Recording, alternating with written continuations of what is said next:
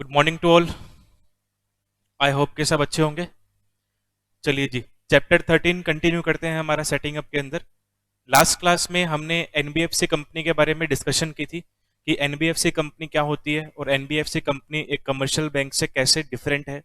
उसके अलावा NBFC company को फॉर्मेशन करने के लिए कौन से डॉक्यूमेंट्स की रिक्वायरमेंट रहती है और किन कंडीशंस को फॉलो हमें करना पड़ता है। आज के क्लास का जो हमारा टॉपिक है दैट इज बैंकिंग। अगर हमको एक कमर्शियल बैंक ओपन करना है तो कैसे उसको ओपन किया जाएगा, रेगुलेटर कौन है, क्या क्या डॉक्यूमेंट्स हमको चाहिए कमर्शियल बैंक ओपन करने के लिए। तो देखिए, जो हमारा टॉपिक है आज का दैट इज बैंकिंग। बैंकिंग का मतलब बोल रहा है commercial bank.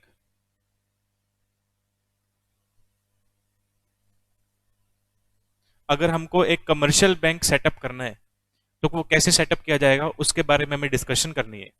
No company shall carry on banking business in India unless it holds a license issued in that behalf by the RBI, and any such license may be issued subject to such conditions as the Reserve Bank may think fit to impose।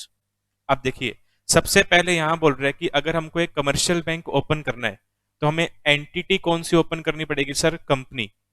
Company की form में ही bank open होगा। ठीक है, तो किसी भी company को आप बैंकिंग बिजनेस के ऑब्जेक्टिव के लिए कैरी ऑन नहीं कर सकते।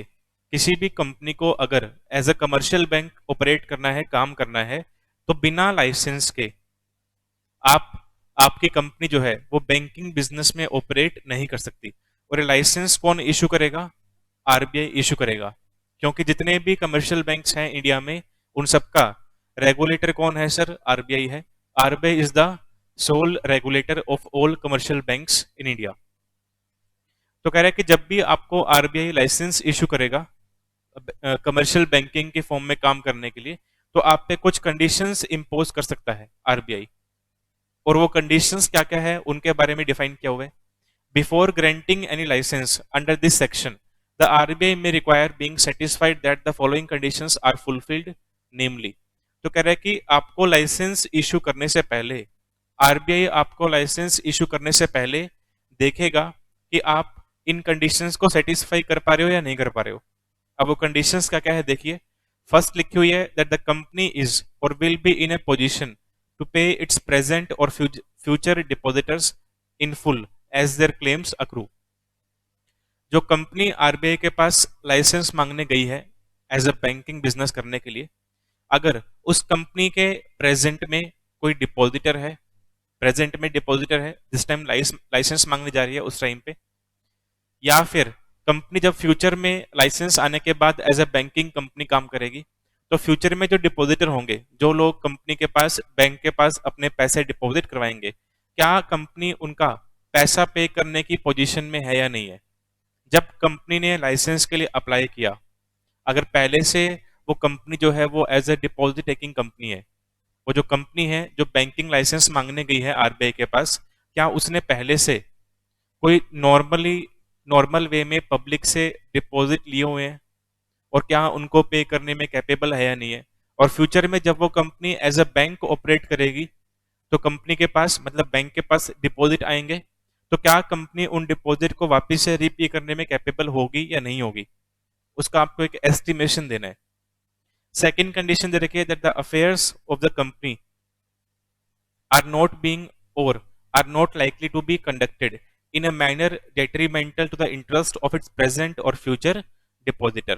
कि जो कंपनी है जो लाइसेंस मांगने के लिए गई है आरबीआई के पास एज अ एप्लीकेंट, क्या वो कंपनी अपने प्रेजेंट, अगर प्रेजेंट में कोई डिपॉजिटर कंपनी का है और फ्यूचर में होने वाली डिपॉजिटर बैंकिंग कंपनी बनने के बाद, क्या कंपनी उनके इंटरेस्ट के लिए, उनके बेनिफिट के लिए काम करेगी या नहीं करेगी। क्या कंपनी अपने डिपॉजिटर्स के अगेंस्ट कोई काम कर रही है या करने वाली है। अगर ऐसा है तो लाइसेंस इशू नहीं किया जाएगा। पर कंपनी खुद बोल रही है, कंपनी के जो मैनेजमेंट हेड है, जो बीओडी है, वो ऐसा एफिडेविट में लिख के दे रहे हैं कि हम प्रेजेंट में ना तो किसी डिपॉजिटर को नुकसान पहुंचा रहे हैं, ना फ्यूचर में किसी डिपॉजिटर को नुकसान पहुंचाएंगे। ऐसा लिख के वो दे रहे हैं, इसका मतलब आप कंडीशन नंबर 2 फुलफिल कर रहे हो। फिर थर्ड में लिखा हुआ है that the general character of the proposed management of company will not be prejudicial to the public interest of its present और फ्यूचर डिपॉजिटर्स। कंपनी का जो मैनेजमेंट होगा, प्रपोज्ड मैनेजमेंट मतलब बैंकिंग कंपनी के बाद बनने वाला मैनेजमेंट।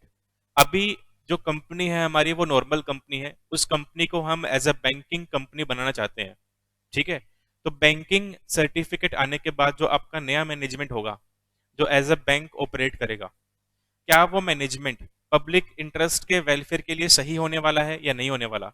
मतलब जिन पर्सन्स के नेम सजेस्ट किए गए हैं, जो लोग टॉप लेवल में काम करेंगे बैंकिंग का लाइसेंस आने के बाद, क्या वो लोग जो हमारे प्रेजेंट के डिपॉजिटर हैं या जो फ्यूचर के डिपॉजिटर होने वाले हैं, क्या उनके पब्लिक इंटरेस्ट के लिए या डिपॉजिटर के इंटरेस्ट के लिए वो लोग सही है या नहीं है।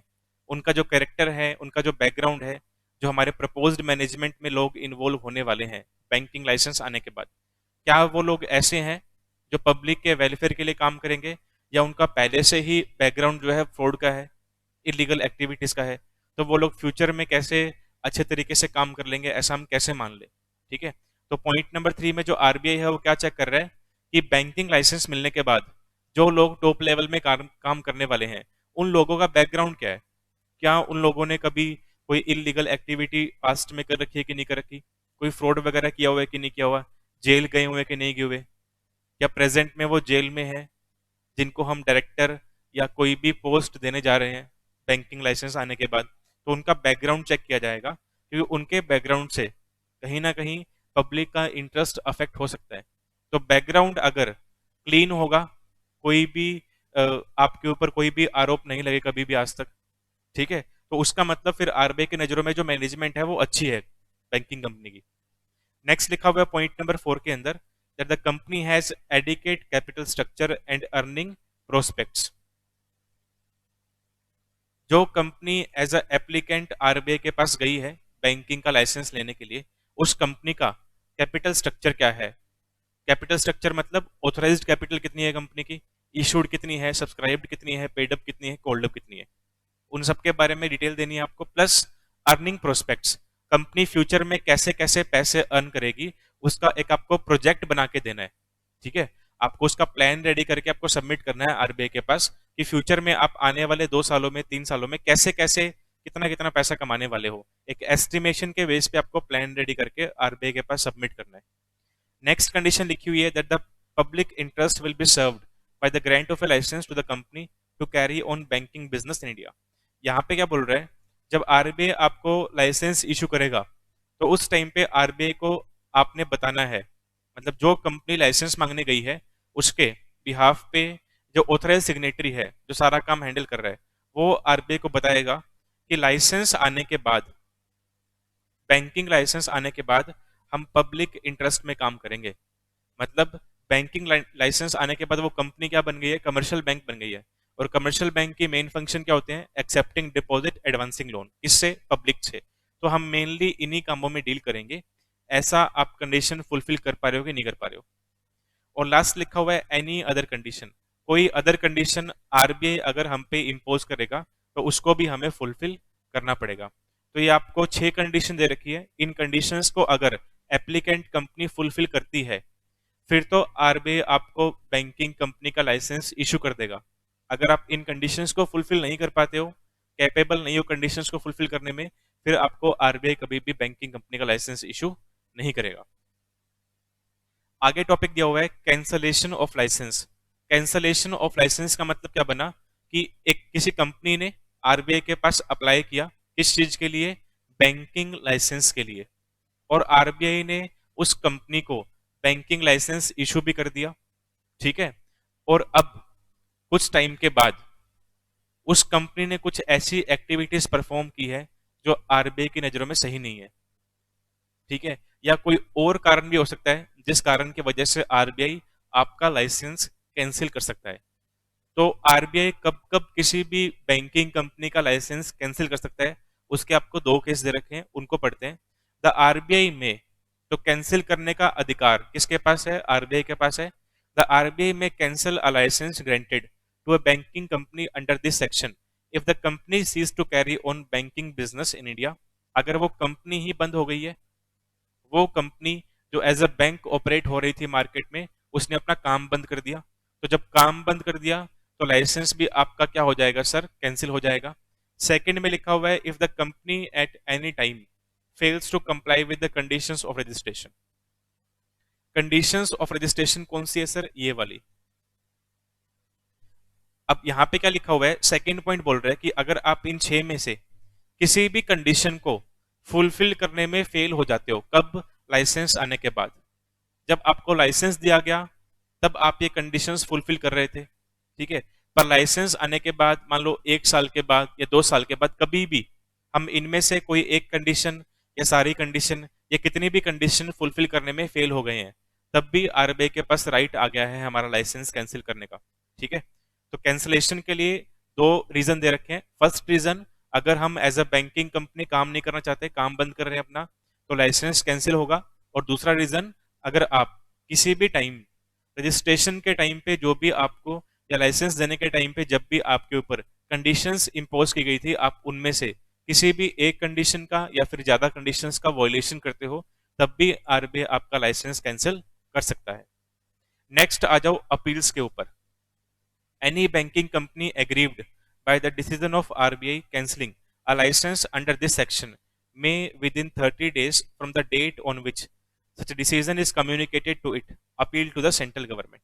अब कह रहे हैं कोई भी ऐसी बैंकिंग कंपनी जिसका लाइसेंस आरबीआई ने कैंसिल कर दिया, ठीक है, और बेवजह कैंसिल किया है, आरबीआई से हमने पूछा कि किस कारण के बेस पे आप हमारा लाइसेंस कैंसिल कर रहे हो बैंकिंग कंपनी का, आरबीआई ने कुछ नहीं बताया। बिना वैलिड ग्राउंड के या बिना किसी ग्राउंड के, बिना किसी रीजन के आरबीआई ने हमारा लाइसेंस कैंसिल कर दिया, और हम अब बन गए हैं एग्रीव्ड, हम बन गए हैं पीड़ित पार्टी, क्योंकि हमको बिना बताए, बिना कारण के हमारा लाइसेंस कैंसिल किया गया है। तो उस केस में फिर हम with in 30 days central government के पास अपील कर सकते हैं। किसके खिलाफ? आरबीआई के खिलाफ, ठीक है। ये लिखा हुआ है अपील के अंदर। आगे बोल रहे हैं the decision of central government where an appeal has been preferred to it or of RBI where no such appeal has been preferred shall be final। ये कह रहा है कि अगर अपील फाइल की गई थी किसके पास? सेंट्रल गवर्नमेंट के पास, तो सेंट्रल गवर्नमेंट का जो डिसीजन होगा वो फाइनल माना जाएगा। और दूसरा केस, अगर अपील फाइल हुई नहीं थी, अपील फाइल नहीं की गई थी, तो डिसीजन किसने दिया था? आरबीआई ने दिया था, तो आरबीआई का डिसीजन फाइनल माना जाएगा, ठीक है। देखो यहां क्या बोल रहे हैं,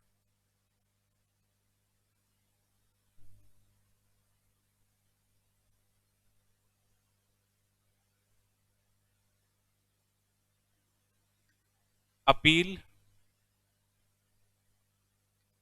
फाइल्ड, अपील नोट फाइल्ड।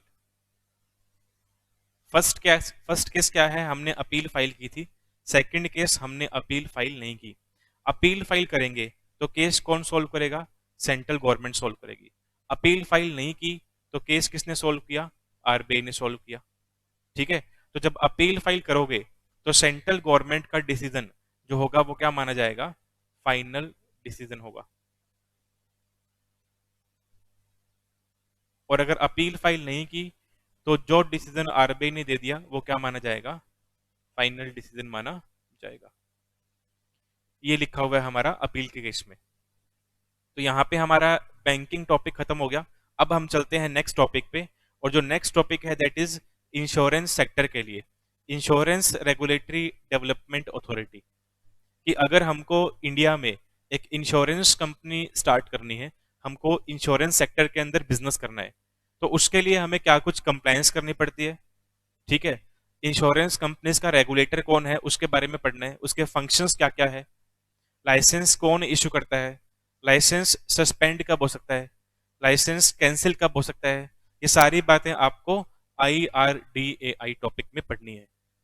तो इस टॉपिक के अंदर हमको कंप्लीटली डिस्कशन करनी है इंश्योरेंस सेक्टर के लिए, कि अगर हमको एक इंश्योरेंस कंपनी ओपन करनी है तो कैसे कैसे काम किया जाएगा, और इंश्योरेंस कंपनी ओपन करने के लिए हमें क्या क्या डॉक्यूमेंट्स रेडी करने पड़ते हैं, और डॉक्यूमेंट्स कहाँ पे सबमिट करने पड़ते हैं, ये सारा आपको इसमें डिस्कशन करनी है। चलिए जी, टॉपिक दिया हुआ है हमको IRDA, insurance regulatory development authority. जो IRDA है ये बेसिकली रेगुलेटर है, ठीक है। ये क्या है सर? ये हमारा रेगुलेटर है। रेगुलेटर किनका है ये? Regulator of insurance companies, agents, other intermediaries.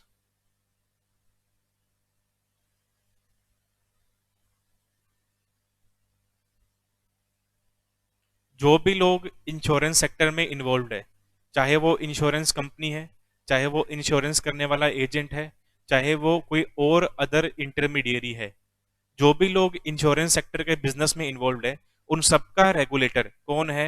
IRDAI, या IRDA भी बोल सकते हो। Full form insurance regulatory development authority of India, या फिर insurance regulatory and development authority भी बोल सकते हो। ठीक है, तो जो IRDA है बेसिकली वो रेगुलेटर है किनका? उन सभी लोगों का जो इंश्योरेंस सेक्टर में इन्वॉल्व है, बिजनेस कर रहे हैं। अब देखते हैं कंटेंट क्या लिखा हुआ है। Till 1999 the insurance sector was controlled by controller of insurance as per the provisions of insurance act 1938।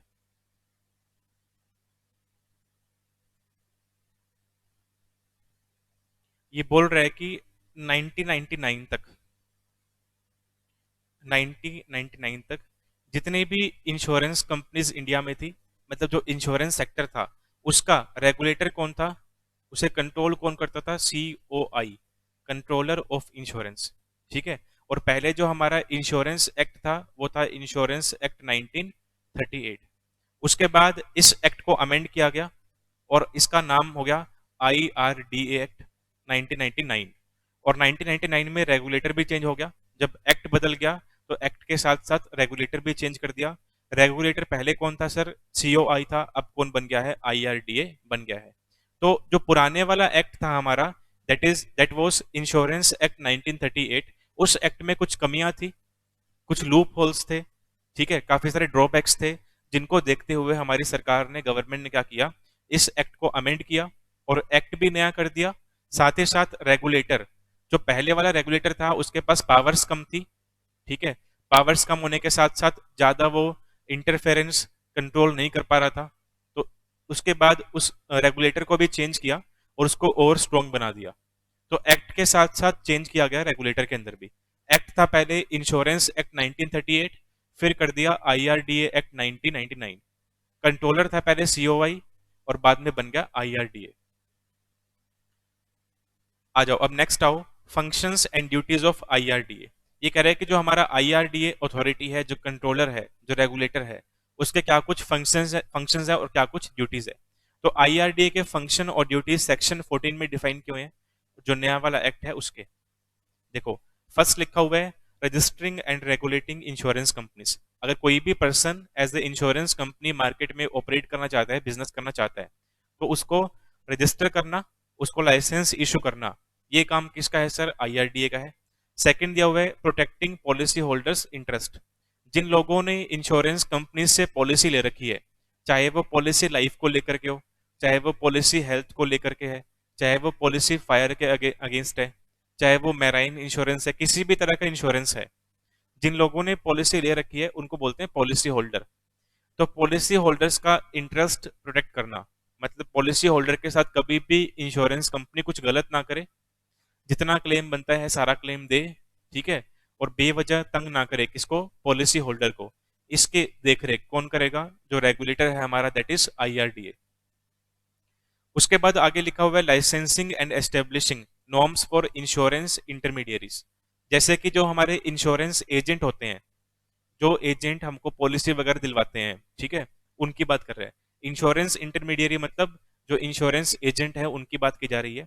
तो इंश्योरेंस एजेंट बनने के लिए भी आपको IRDA से क्या चाहिए? लाइसेंस चाहिए। बिना लाइसेंस के आप एज एन इंश्योरेंस एजेंट काम नहीं कर सकते। और एस्टेब्लिशिंग नॉर्म्स, नॉर्म्स का मतलब rules and regulations.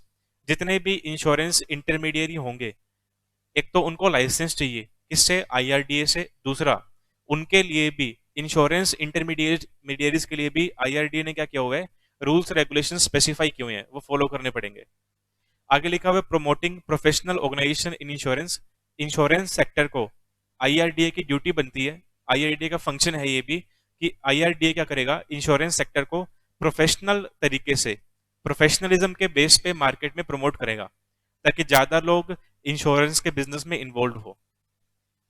Regulating and overseeing premium rates and the terms of non life insurance covers. इस पॉइंट में क्या बोल रहा है, ये कह रहा है कि जब भी हम इंश्योरेंस करवाते हैं तो इंश्योरेंस करवाने के बदले में हमें प्रीमियम पे करना पड़ता है, ईयरली या हाफ ईयरली या क्वार्टरली के बेसिस पे या मंथली बेसिस पे, जैसा भी कंपनी की पॉलिसी है वैसा। तो प्रीमियम कहीं कोई इंश्योरेंस कंपनी हमसे कहीं काफी ज्यादा या जितना नॉर्मल प्रीमियम बनता है उससे ज्यादा प्रीमियम तो चार्ज नहीं कर रही। तो प्रीमियम के रेट्स क्या है इंश्योरेंस कंपनीज के, इनको रेगुलेट, इनको कंट्रोल कौन करेगा, IRDA. Specifying financial reporting norms of insurance companies, जितनी भी इंश्योरेंस कंपनीज ऑपरेट कर रही है उनको पूरे साल में क्या क्या अपने डॉक्यूमेंट्स रेडी करने हैं और आईआरडीए के पास सबमिट करने हैं, इसके बारे में भी बताएगा आईआरडीए। मतलब ईयरली आप अपने एनुअल रिपोर्ट्स, एनुअल अकाउंट्स हमारे पास फाइल करो। Regulating investment of policy holders funds by insurance companies, इसको ठीक करना पड़ेगा।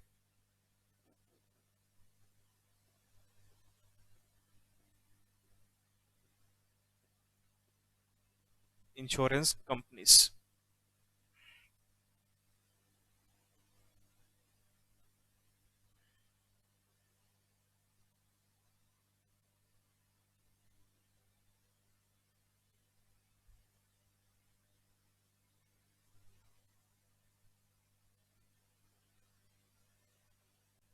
हाँ जी देखिए पॉइंट में क्या बोल रहा है, ये कह रहे हैं कि regulating investment of policy holders fund by insurance companies, मतलब जितना भी प्रीमियम पब्लिक पे कर रही है किनको, इंश्योरेंस कंपनी को। जैसे कि हम अपना इंश्योरेंस करवाएंगे और टाइम टू टाइम अपना प्रीमियम कहाँ डिपॉजिट करेंगे, इंश्योरेंस कंपनी के पास, ताकि कल को अगर क्लेम लेने की नौबत आती है तो हम क्लेम ले सकें। अगर हम प्रीमियम नहीं भरेंगे तो कोई भी क्लेम नहीं मिलेगा हमको, ठीक है। अब हमने अपना प्रीमियम डिपॉजिट करवाया हुआ है या हम रेगुलरली अपना प्रीमियम डिपॉजिट करवा रहे हैं कहाँ पे, इंश्योरेंस कंपनी के पास। तो इंश्योरेंस कंपनी के पास मान लो वो फंड्स जो है सरप्लस पड़े हैं, वो फंड्स किसी भी क्लेम को पे करने में कोई काम नहीं आ रहे, क्योंकि मान लो कि इंश्योरेंस कंपनी के पास कोई क्लेम अभी तक आया ही नहीं, ठीक है, या आएगा तो हमने उसके लिए कुछ अलग पैसे रखे हुए हैं और कुछ एक्स्ट्रा पैसे पड़े हैं इंश्योरेंस कंपनी के पास। इंश्योरेंस कंपनी उन फंड्स को कहीं पे इन्वेस्ट करना चाहती है ताकि शॉर्ट टर्म बेसिस पे कुछ और इनकम जनरेट की जा सके। तो कह रहा है कि अगर पब्लिक का, पॉलिसी होल्डर का फंड किसके पास पड़ा है, इंश्योरेंस कंपनीज के पास पड़ा है, और इंश्योरेंस कंपनीज उस पैसे को कहीं पे इन्वेस्ट करना चाहती है, तो वो पैसा कहाँ कहाँ पे इन्वेस्ट किया जाएगा, मिनिमम कितने टाइम के लिए इन्वेस्ट किया जाएगा, मैक्सिमम कितने टाइम के लिए इन्वेस्ट किया जाएगा, ये सब भी कौन बताएगा, ये सब आईआरडीए बताएगा। नेक्स्ट पॉइंट में लिखा हुआ है insuring the maintenance of margin solvency by insurance companies.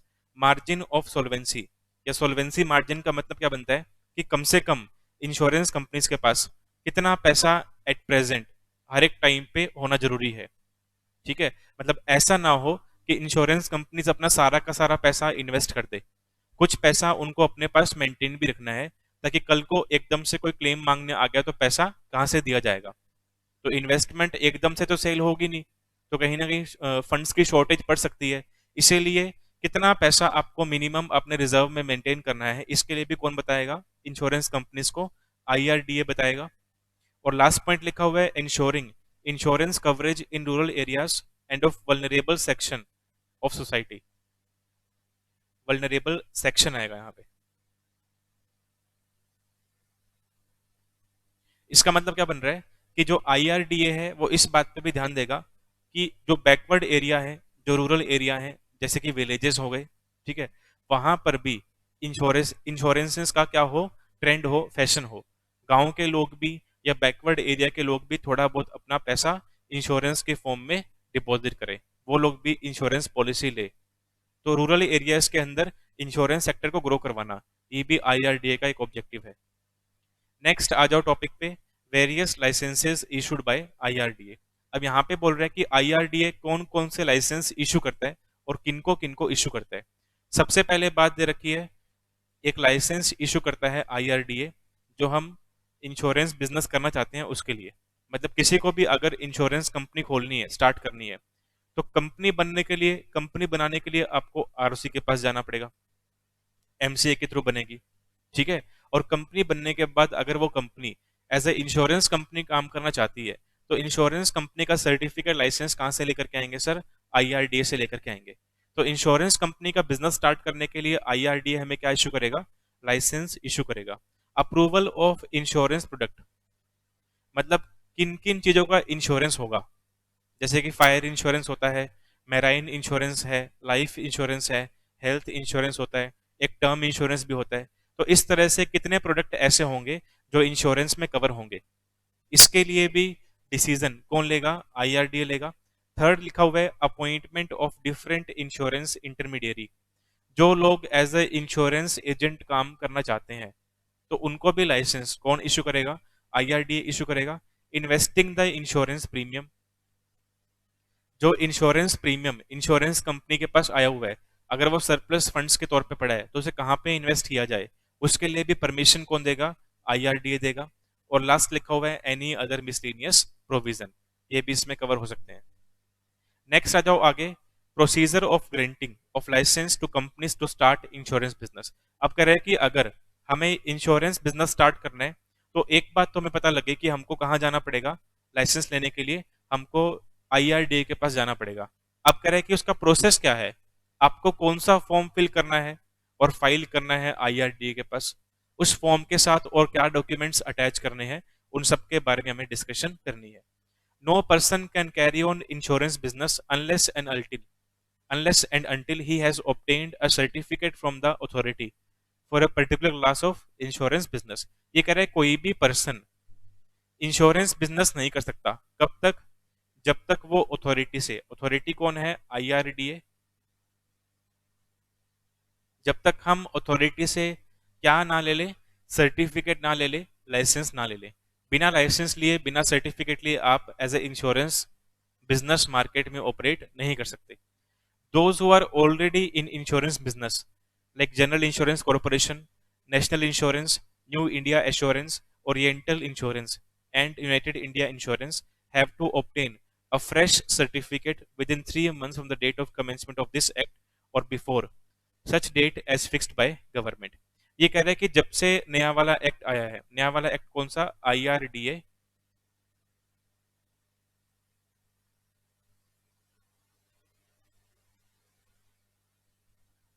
1999, जब से ये नया वाला एक्ट आया है, और इस नए वाले एक्ट के आने से पहले अगर ये कंपनीज मार्केट में एज ए इंश्योरेंस कंपनीज काम कर रही हैं और कर भी रही हैं काम, काफी पुरानी कंपनीज है ये, ठीक है, तो इनको भी क्या करना था? इनको भी नया वाला एक्ट जिस दिन इंडिया में एप्लीकेबल हुआ उस दिन से अगले 3 महीने के अंदर अंदर इनको भी लाइसेंस चाहिए था। मतलब ऐसा नहीं है कि नया एक्ट आने से पहले कोई भी company as a insurance company काम कर रही है तो उसको सर्टिफिकेट नहीं चाहिए, उसको भी सर्टिफिकेट लेना पड़ेगा, चाहे आप नए वाले एक्ट के आने से पहले काम क्यों ना कर रहे हो। तो आपको नई अथॉरिटी से एक नया सर्टिफिकेट लेना था, कब तक? नया वाला एक्ट एप्लीकेबल होने के 3 महीने के अंदर अंदर। तो ये काम तो पास्ट में हो गया होगा, क्योंकि एक्ट आया आया था 1999 के अंदर, तो वहां पे हमने विद इन 3 मंथ से सर्टिफिकेट ले लिया होगा। अब आ जाओ आगे कि अगर हमको आज एक इंश्योरेंस कंपनी स्टार्ट करनी है तो कौन कौन से डॉक्यूमेंट फाइल करने हैं आईआरडी के पास। To get the registration certificate the following procedure is to be followed every application in the prescribed form IRDA R1। ये आपको फॉर्म का नेम दे रखा है, इस फॉर्म को भर के आपको डिपॉजिट करना है कहाँ पे? IRDA के पास।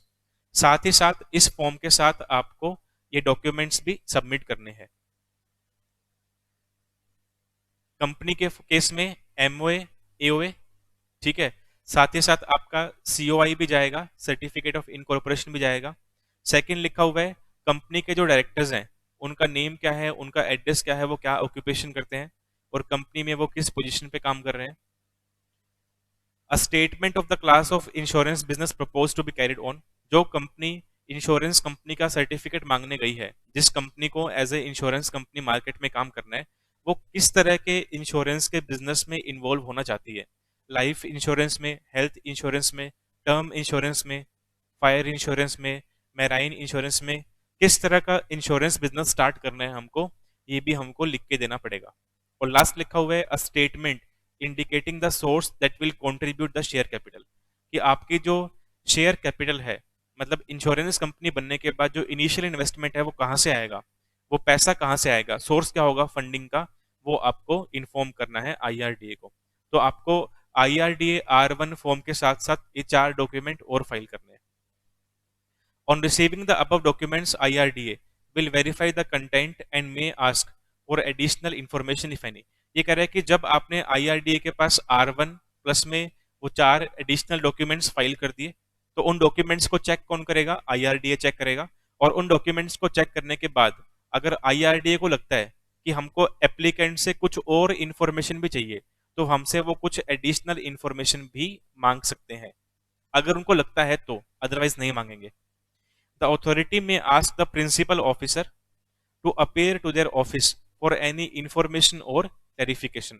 अगर अथॉरिटी को लगता है कि उनका कोई ऑफिसर एप्लीकेंट के पास जाए और जाके कुछ थोड़ी बहुत छानबीन करके आए, कुछ इन्फॉर्मेशन लेकर के आए, तो अथॉरिटी ऐसा भी कर सकती है, अपने किसी ऑफिसर को हमारे पास भेजेगी, वो हमारे पास आकर के देखेगा कि हमने कंपनी इनकॉर्पोरेट की हुई है कि नहीं की हुई। हालांकि हमने डॉक्यूमेंट्स फाइल कर दिए, फिर भी उनको फिजिकली आकर के विश्वास करना है, एक बार वेरीफाई करना है, तो वेरिफिकेशन के लिए वो आ सकते हैं, कोई दिक्कत नहीं है इसके अंदर। If the authority is satisfied with the information and documents provided with the application form IRDA R1, the authority may ask for an additional application in the prescribed form, that is IRDA R2 additional attachment। अब देखो ये कह रहे हैं कि जैसे ही आपने R1 file किया और उसको अप्रूव कर दिया, मतलब जो आपका R1 था वो आपने फाइल कर दिया, उसको चेक किया गया, उसको अप्रूव कर दिया, मतलब R1 आपका ओके है, कोई दिक्कत नहीं है। फिर अथॉरिटी, वर्ड दिया हुआ है मे, फिर अथॉरिटी आपसे एक फॉर्म और मंगवा सकती है, पर ये फॉर्म हर बार आए ये जरूरी नहीं है, ऑप्शनल होगा, अथॉरिटी की मर्जी है, डिस्क्रिशन अथॉरिटी का है कि R2 फॉर्म मंगवाना है या नहीं मंगवाना। अगर मंगवाया जाएगा तो हमको R2 फॉर्म उसके साथ भी कुछ एडिशनल डॉक्यूमेंट्स अटैच करके IRDA के पास सबमिट करना है। अगर नहीं मंगवाया तो R1 के बाद ही हमारे पास सर्टिफिकेट आ जाएगा। ठीक है, तो सर्टिफिकेट जो है इंश्योरेंस बिजनेस ऑपरेट करने का वो R1 के बाद भी आ सकता है, या फिर R1 के बाद हमसे R2 मंगवा के और R2 को चेक करके उसके बाद भी आ सकता है। ये कंप्लीटली डिपेंड करेगा अथॉरिटी के ऊपर कि R2 फॉर्म मंगवाना है या नहीं मंगवाना। नेक्स्ट लिखा हुआ है रिफ्यूजल ऑफ रजिस्ट्रेशन। ये कह रहे हैं कि क्या अथॉरिटी, क्या IRDA, जब हमने R1 फाइल किया तो क्या IRDA हमको सर्टिफिकेट देने से मना कर सकती है या नहीं कर सकती, उसके बारे में टॉपिक दिया हुआ है। If the authority refuses the registration, the reason of such decision will be intimated to the applicant. ये कह रहे हैं कि अगर अथॉरिटी ने आपको इंश्योरेंस बिजनेस का लाइसेंस देने से मना कर दिया, तो मना करने का कारण क्या है वो भी बताना पड़ेगा। अगर अथॉरिटी हमको बिना बताए, बिना कारण बताए हमारा सर्टिफिकेट नहीं दे रही, बिना हमको कारण बताए हमको रिजेक्ट कर रही है सर्टिफिकेट देने से, फिर हम अपील कर सकते हैं। कहाँ पे, सेंट्रल गवर्नमेंट के पास। अपील कब करनी है सर, 30 दिन के अंदर अंदर। 30 दिन स्टार्ट कहाँ से होंगे, जिस दिन हमको मना किया गया, जिस दिन मना करने का ऑर्डर पास किया गया था वो ऑर्डर हमको भेजा गया होगा। तो जिस दिन एप्लीकेंट के पास वो ऑर्डर आ गया कि हम आपको इंश्योरेंस बिजनेस का सर्टिफिकेट इशू नहीं करेंगे, ठीक है, उसमें कारण भी नहीं लिख के दिया कि किन कारण के बेस पे मना किया जा रहा है हमको, तो फिर हम अपील कर सकते हैं कहाँ पे, सेंट्रल गवर्नमेंट के पास। The decision of government shall be final and shall not be questioned before any court. फिर कह रहे हैं कि अगर आपने अपील फाइल कर दी तो अपील फाइल करने के बाद सेंट्रल गवर्नमेंट का जो डिसीजन होगा वो फाइनल और बाइंडिंग माना जाएगा। ठीक है, ये था रिफ्यूजल ऑफ रजिस्ट्रेशन के लिए। अब आ जाओ next, suspension of registration. Suspension का मतलब क्या होता है, टेम्परेरी बेस पे सर्टिफिकेट सस्पेंड कर देना, टेम्परेरी बेस पे आपको काम करने से मना कर देना। और कैंसलेशन का मतलब क्या होता है, परमानेंटली काम नहीं कर सकते आप। सस्पेंशन के अंदर एक सर्टेन टाइम के लिए, एक डेफिनेट टाइम के लिए आप एज ए इंश्योरेंस कंपनी काम नहीं कर पाओगे। कैंसलेशन के अंदर आप परमानेंटली काम करने से मना कर दिया गए हो। ठीक है, तो पहले पढ़ते हैं सस्पेंशन, फिर पढ़ेंगे cancellation. Suspension of registration, I think मतलब समझ आ गया इसका, कि टेम्परेरी बेस पे हमको अथॉरिटी चाहे तो इंश्योरेंस बिजनेस ऑपरेट करने से मना कर सकती है। और ऐसा कब कब किया जाएगा कि हमारा सर्टिफिकेट सस्पेंड हो जाए, ऐसा कौन कौन से कारण के बेस पे होगा, उसके कारण भी आपको दे रखे हैं।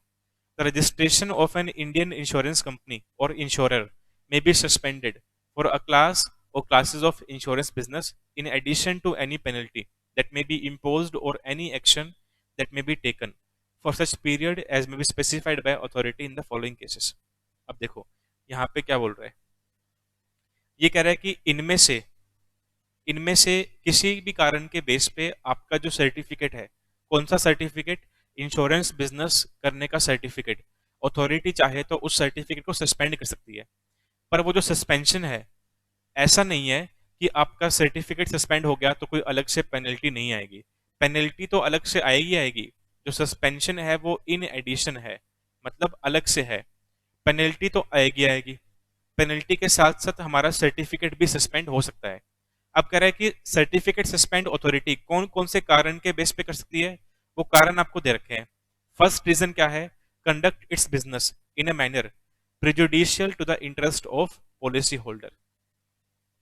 जिन लोगों ने पॉलिसी ले रखी है इंश्योरेंस की, अगर कभी भी कोई इंश्योरेंस कंपनी अपने पॉलिसी होल्डर्स के अगेंस्ट, पॉलिसी होल्डर्स के नुकसान के लिए काम करती है, मतलब इंश्योरेंस कंपनी ने कोई भी ऐसी एक्टिविटी परफॉर्म की जिससे अल्टीमेटली नुकसान किसका हुआ, पॉलिसी होल्डर का हुआ, तो उस केस में जो IRDA अथॉरिटी है वो पेनल्टी के तौर पे हमको पेनल्टी इंपोज करेगी, फाइन इंपोज करेगी हमारे ऊपर मतलब कंपनी के ऊपर, और साथ ही साथ हमारा सर्टिफिकेट भी सस्पेंड कर सकती है।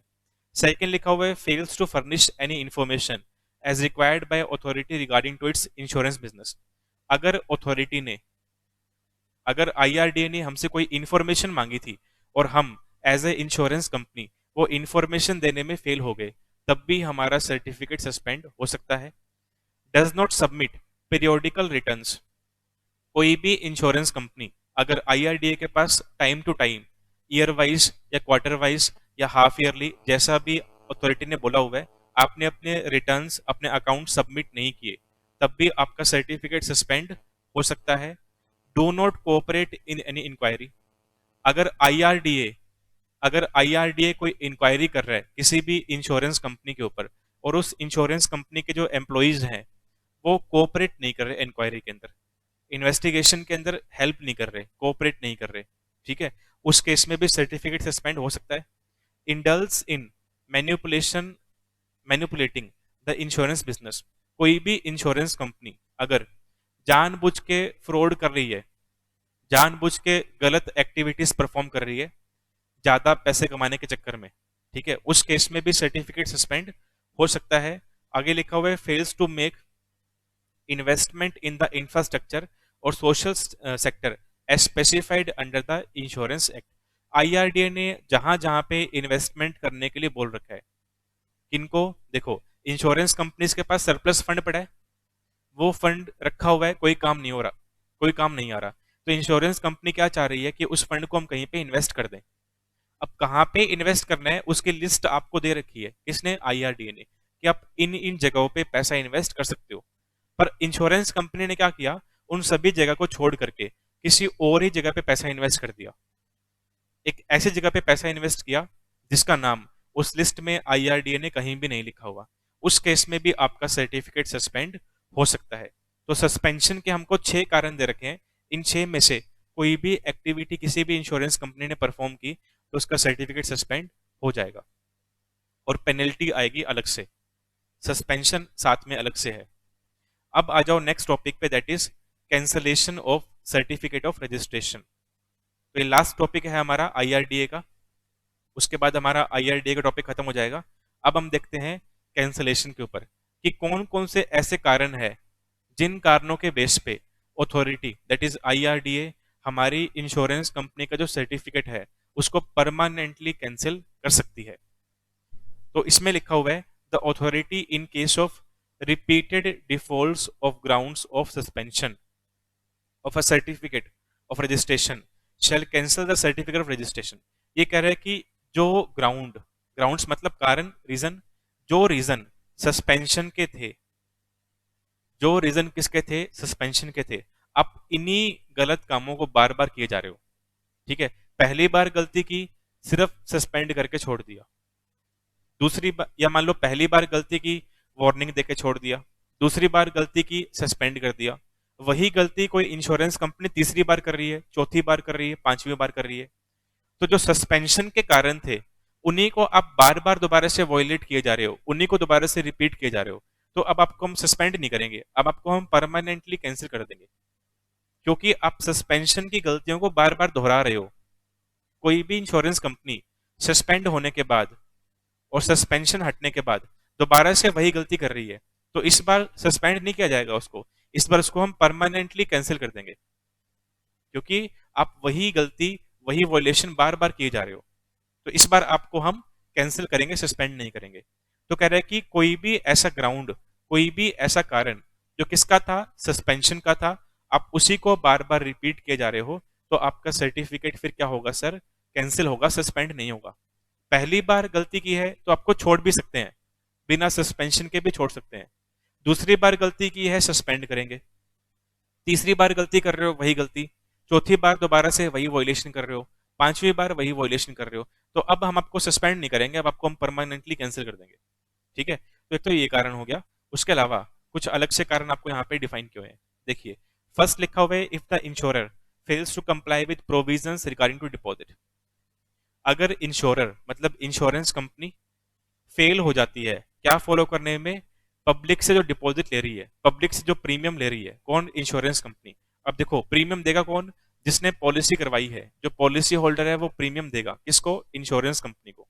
तो अगर कोई भी इंश्योरेंस कंपनी प्रीमियम लेने के रूल्स रेगुलेशन फॉलो नहीं करती, या जितना प्रीमियम आईआरडीए ने बताया हुआ है उससे ज्यादा प्रीमियम चार्ज कर रही है, तो उस केस में फिर आपका सर्टिफिकेट कैंसिल होगा।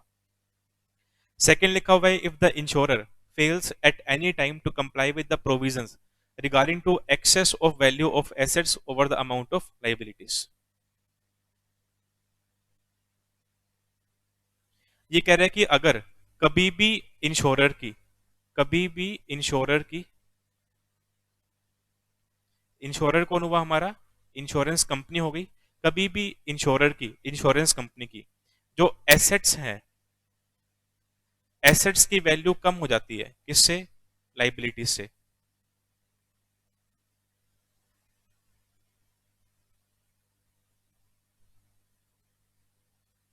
अगर कभी भी ऐसा हुआ तो भी आपका सर्टिफिकेट कैंसिल हो सकता है, क्योंकि इस केस में क्या है, नुकसान है।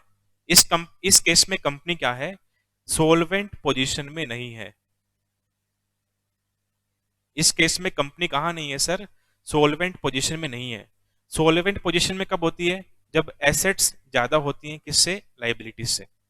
पर इस केस में क्या है सर, उल्टा लिखा हुआ है। तो कभी भी ऐसा हुआ, उस केस में भी आपका जो सर्टिफिकेट है वो कैंसिल किया जा सकता है।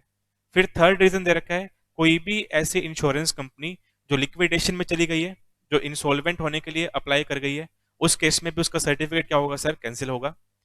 नेक्स्ट लिखा हुआ है, इफ द बिजनेस और class of business of the insurer has been transferred to any other person और हैज बीन ट्रांसफर्ड और amalgamated with the business of any other insurer. देखो, अब यहां पे क्या बोल रहा है, एक एबीसी कंपनी थी, एक कंपनी है एबीसी लिमिटेड, ये company as a insurance company काम कर रही है।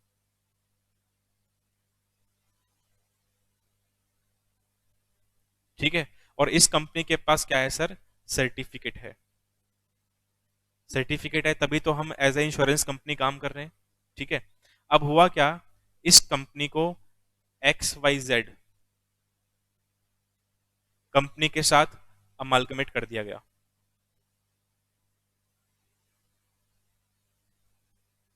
ठीक है, और एक नई कंपनी बना दी गई, MNO लिमिटेड। तो ये कंपनी खत्म, ये कंपनी भी खत्म, अब ये कंपनी काम करेगी।